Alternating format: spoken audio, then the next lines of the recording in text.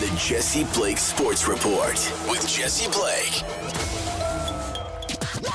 Welcome to the Jesse Blake Sports Report. Whether this is your first time here or your last time here or somewhere in between, I appreciate that you are here today so that we can discuss quite a few things, actually. I want to run down 3 different topics today because a couple of different things have piqued my interest this Sunday afternoon, and that is Juan Soto possibly becoming a Toronto Blue Jay, which is our lead story today, the San Francisco 49ers, and I don't think anybody will stop them, and this college football playoff story, and admittedly, I don't follow college football at all, but I've been enamored with this playoff format that they have and Alabama sneaking in on Saturday and all that stuff. So I just want to talk about it briefly. But first, Juan Soto to the Toronto Blue Jays seems like a real possibility. So on Sunday, we got a report out of John Heyman of the MLB Network who said the Toronto Blue Jays are among multiple teams talking to the Padres about acquiring Soto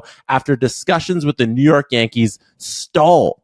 So the Blue Jays are right now front runners for Juan Soto, and it seems like if the Ohtani thing fails, if Shohei Ohtani, as we talked about last episode, goes to the Dodgers, as we all think he's going to go to the Dodgers, it seems like the Toronto Blue Jays are going to be front runners to land Juan Soto in a trade from the Padres, because the Padres, after going for it last offseason, need to unload everything they have, and that includes in their biggest player, $30 million player, 25 years old, Juan Soto. And he's last year, this coming season is his last arbitration eligible campaign before hitting the open market. So it'll be more of a 1-year rental, it looks like, for the Blue Jays, unless they're willing to sign into another massive contract pending the season he has. But it's very interesting that the Jays are in on all of these big name players. And the player going back the other way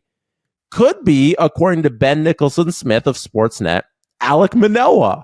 So we know now, based on a couple reports, and the main one coming from Ben Nicholson-Smith, Alek Manoah has been in trade talks to go to the Padres in some sort of package for Juan Soto. And I think that's cool, because there's no evidence that Alek Manoah can just get it back. There's no evidence to say that, yeah, he's going to be the Cy Young potential pitcher that we saw briefly during his stint in the majors. And then last season was just a complete and utter disaster, from game 1 to eventually getting sent down to the Bisons, to eventually refusing to report, getting sent down to the Florida League first to do some training down there, and then eventually refusing to go back to any type of competitive baseball and not wanting to play for the Jays for anymore because of how poorly this season went. We covered the Alek Manoah saga quite extensively in a couple of different episodes throughout the summer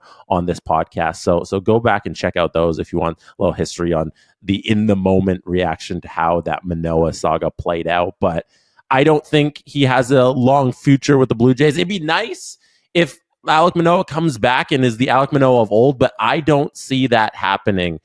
Roy Halladay is the greatest example I can give of somebody hitting rock bottom and then bouncing all the way back, but it doesn't typically happen with pitchers. Sometimes they just lose it and they never get back to that. So if the Blue Jays can sell on Manoah now and sell on the idea of him being good one day, and not going into game 1 and he starts and it's the same not very good Manoah, I'd rather they try this offseason to get rid of him, and it looks like that's what they're trying to do, and try and hopefully get a little trade package that includes Juan Soto. There's going to be other pieces going back the other way. It's not going to be 1-for-1, but I think including Manoah to lessen the other pieces you have to give back in a deal is great trading by the Blue Jays if they can get this done. And Juan Soto as a consolation prize to not landing Ohtani is a pretty good consolation, Jays fans.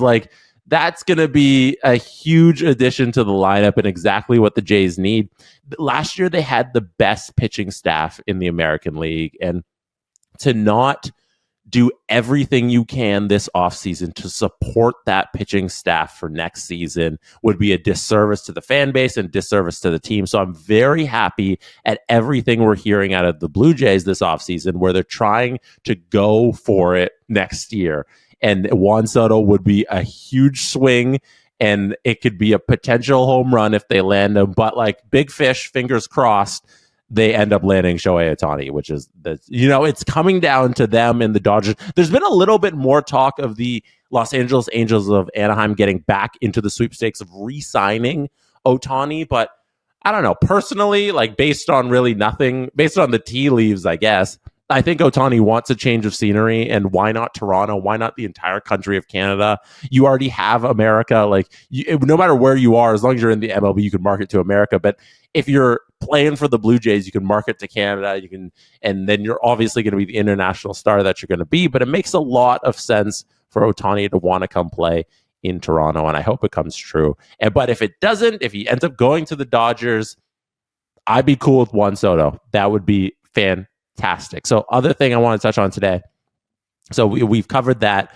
That's the latest. We're supposed to hear something this week from Ohtani. That's the latest of the latest, is that maybe this week at the GM meetings. The GM meetings are happening in Nashville right now for all of the MLB general managers. So we could hear something this week, a decision from Ohtani. And once that decision is made, then the dominoes start falling. Then we can see a Juan Soto trade come to life. And that would be really cool if that all happened this week. I'll come to you with an emergency pod if the Blue Jays end up doing one of these two things, Soto or Ohtani, for sure this week. So yeah, look out for that. We could get it by the end of this week while all the GMs are in Nashville. So other thing, the San Francisco 49ers beat up on the Philadelphia Eagles on Sunday afternoon. They were in the 4:25 game, which the NFL needs to figure out their scheduling with these 1:00 games and the 4:00 games. They load up the 1:00 games. There's like 8 of them, and then the 4:00 games there's 3. And like I get some weeks, some teams are on bye this week, but you need to figure out that schedule. It's ridiculous. Like, you have so many games, just spread them out. Just play some of those 1:00 games at 4:00. It makes no sense. Anyways, the San Francisco 49ers, I don't know who's stopping them in the NFC. Like, I thought the Eagles would have given them more of a pushback this game. Like, this was the rematch of the NFC title game from last year. And right. So Brock Purdy, he goes out that game. He's not there. He's unavailable. They lose. Philly goes to the Super Bowl. And like the word from the fan base, the word from the players out of the 49ers group is that if Brock Purdy was in there, if they had any semblance of a healthy team, if McCaffrey's 100%, they win. That's what the 49ers fans and the teams and all the players, that's what they believe. If we were healthy, we would have beat the Eagles. And watching a healthy 49ers team against an Eagles team that, they're not the Eagles of last year, but they're 10-1. They're the Eagles. 10-1 or 9-1. They have 2 losses now. Let me just double check that in real time. As you can tell, no edits in this one. We're just going straight. 10-2. Yeah, they're 10-1. Now they're 10-2, and the 49ers are right on their tail for that top spot in the NFC. And watching how the receivers and the weapons that the 49ers have, watching Kittle and Debo and McCaffrey and Ayuk out there too, dismantled the secondary of the Eagles, which is supposed to be decent. Like, they're not supposed to be this terrible secondary. Just dismantle them time and time again, and Debo getting space and going on those long runs after the catch, and Brock Purdy being the best game manager in the game right now. He leads the league in completion percentage and yards per attempt. Like, those stats were during the game. It's like, how do you deny Brock Purdy being excellent at what is required of him now? Like, we all need to admit that he's good. Like, he is very good at, not everybody can step into Brock Purdy's role and accomplish what he is doing. I think we need to give him his kudos from here on out. Brock Purdy is the dude. Like, he is good after a shaky, first series? That was the first 2 series they had. After that, solid. exactly what we expect out of him at this point, and that's he's gonna take the weapons that they have, which is every weapon that you could ever want as a football team, and he's going to utilize it in a creative way where everybody's moving, they're getting into open space, and it's the run after the catch, and they dismantle secondaries. I'm going to pull up the standings here right now. I'm trying to go through it in my brain, and it's like, who would I take right now ahead of the 49ers in any type of power ranking, in any type of like who's the best right now, who's going to beat them on the road to the Super Bowl. In the NFC, the challengers really are the Lions, Cowboys, Eagles. Lions are sneaky. The Lions are going to sneak up on somebody in these playoffs and cause an upset. Like, I could easily see that NFC Championship game, depending on how that bracket breaks down. I could easily see it being Lions, 49ers easily. And then who knows, in one game, it could always go either way. But like, I don't see the Cowboys, the Lions, the Eagles. I'm not taking anybody over the 49ers right now in the NFC. And then if you go to the AFC, like the Chiefs are looking rough against the Packers. Like I'm taping this at the beginning of the game there. Like Jordan Love's going off on the Chiefs defense is supposed to be their new thing this year, is that Mahomes doesn't have any weapons, but the defense is great. And now Jordan Love is dismantling the defense of the Kansas City Chiefs. So how good are the Chiefs actually? The Dolphins, great win against the Commanders today, against Sam Howell there. Just great dominating offensive performance by the Miami Dolphins. But the Miami Dolphins, against any good team in the league, they struggle. They struggle against any team that is over 500. So I don't know about that. And then you have the tertiary teams like the Jags, and like, are we still calling the Bills a playoff team? It's so the way things have broken down for them, and Josh Allen's been unfortunate. And then you got like the Ravens who be sneaky good in the playoffs. They're gonna cause a little bit of disruption for there. They're gonna probably win one or two games, who knows? But there's 31 other teams besides the 49ers that are below them. It is the 49ers and then 31 teams is how the NFL is breaking down right now. And like, just the way that Eagles game went, like it cemented it. And just in the game itself, the chippiness between the two teams was a lot of fun. That was good to see. I don't know. I like that in football. I think we need more tension between the players. Sometimes football players can be too buddy. You know, a lot of these guys like went to college together. They be on some of the big school programs. They're friends off the field, and they change teams so much that they know each other, and it's good to see tension on football fields. It's great stuff.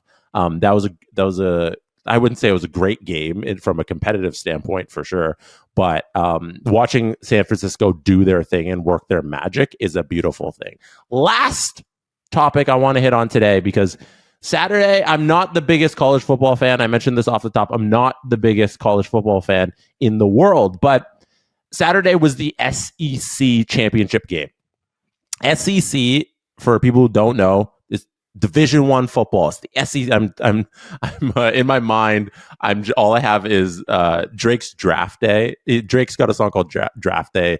Johnny Manziel's like in the chorus, in the hook, and at the end of it, there's like a snippet. It's a skit of one of his buddies doing an impression of a coach who went on a rant. And he's like, "It's the SEC, it's Division I football. Heck, you pledged into." It's so funny. So anytime I say SEC, I'm thinking of that. Anyways, side rant over. The SEC championship game was on Saturday. Georgia was playing Alabama. Georgia was the number one team in the country. Alabama was somewhere in the like seven range in terms of the college football rankings. So they have a 4-team playoff is the way this thing works. And Alabama beat Georgia. Alabama had one loss coming into that game. They had lost earlier in the year to Texas, and that's very important to note because Alabama goes on to beat Georgia. So Alabama wins the SEC championship. They now everyone's like, okay, so Alabama should deserve to get into the college football playoffs. And the playoffs aren't determined by any sort of wins, or it's not determined by wins and losses. It is literally determined by a committee of people who look at everything that happened that season and they say these 4 teams deserve to get in the playoffs. So first things first, that's how they determine the college football playoffs. A committee says these teams deserve to get in. So Alabama beating the number 1 team in Georgia caused a lot of controversy because now there are more than 4 deserving teams. Michigan deserves to get in because they went undefeated. Washington deserves to get in because they went undefeated. Alabama now looks like they deserve to get in because they beat undefeated Georgia. So Georgia's now, they can't get in because they lost 1 game and Alabama beat them. But Alabama lost earlier in the year to Texas. So Texas deserves to get in, but they have 1 loss, but they beat Alabama, who beat the undefeated Georgia. So now Texas gets to get in. So we kind of have 3 cemented teams there. Georgia, Washington, Michigan, Texas, and now it's like, okay, who's this 4th team? There's this 4th team called Florida State University.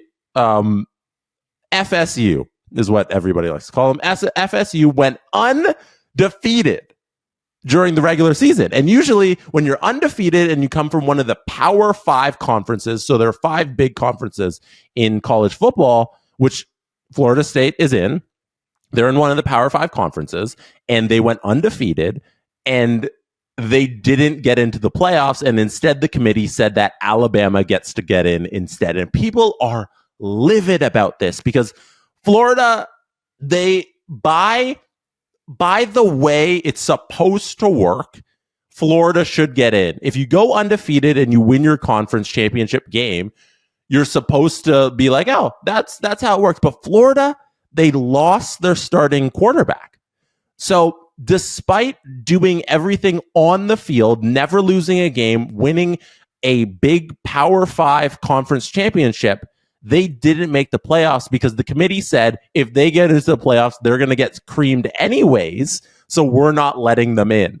And we're instead going to let Alabama in, who beat Georgia on Saturday. And college football is a complete mess with this unfolding on Saturday and Sunday. Sunday is when the selection committee unveiled the playoffs, the 4 teams that get into the playoffs, and they said Alabama gets in over FSU. And this, like, it's a little overly complicated. I don't know if I explained that well. Hopefully I explained that well for you. But I'm fascinated by it because of how ridiculous, like, it's been so long that college football has done this committee polls thing where they've only had a playoff format for a few years now. They used to just decide the 2 teams in the championship game by committee. You know, they select the 2 teams that get to go to the championship. Now they select 4 teams that go to the playoffs. And it blows my mind that for so many years that college football still decides their champion this way. Like, a completely deserving team in FSU doesn't get to go to the playoffs because the selection committee says that they're going to get destroyed in the playoffs, which is like, yeah, probably. I think in the end, they made the right decisions for all of the wrong reasons. I think Alabama, Texas, Washington, Michigan are the 4 right teams, but FSU did everything they needed to do during the regular season to get into the playoffs, and they don't get in there because of injuries and because they're probably not as good as a team, but they did everything right. So the college football selection committee made the right decision for all the wrong reasons. And I was just following that storyline and how outraged people are about this decision. And it's such a, like, I get the 3rd person view of this story because I'm not a college football fan. Like, I don't follow week to week, but I like the big moments. Like, I'll watch the championship game and all that stuff, and I'll watch some bowl games on January 1st. So seeing the reaction from the hardcore American college football fans has been just a joy to watch. Just to doom scroll online and read all the comments and everything, because people are so passionate about their college football teams. And yeah, anyways, I just want to talk about that story for a little because it took up a lot of my weekend, reading all the reaction, waiting for Selection Sunday, and then seeing people get so mad about FSU. Anyways, that's it. That is it for me today. A little different kind of pod for you today. I just kind of went for, was that like 20 minutes? No edits. You get straight just talking about stuff. I don't know if you liked it. If you liked it, let me know. If you liked it, hit like. If you really like it, hit subscribe on the channel. We're trying to push to 100K subscribers. Go to youtube.com/SDPN if you're not there already. Hit subscribe, hit the subscribe button, help us hit 100K. If you really like this podcast, if you've been enjoying it all year, I saw some of you on your Spotify Wrapped had the show, which is crazy. That's cool. Thank you so much. I appreciate that. Rate it on your favorite podcast app so we can continue doing this and get some more people in. That is it for me today. I will see you on Thursday. Thank you for being here. You could have been anywhere in the world, but chose to be listening or watching this podcast right now, and I appreciate you. Good night from Toronto. And that is how it's done. The Jesse Blake Sports Report with Jesse Blake. Jesse Blake, the guy that likes to hear his name twice in one sentence. Sure, I know him. No, he doesn't have an ego at all.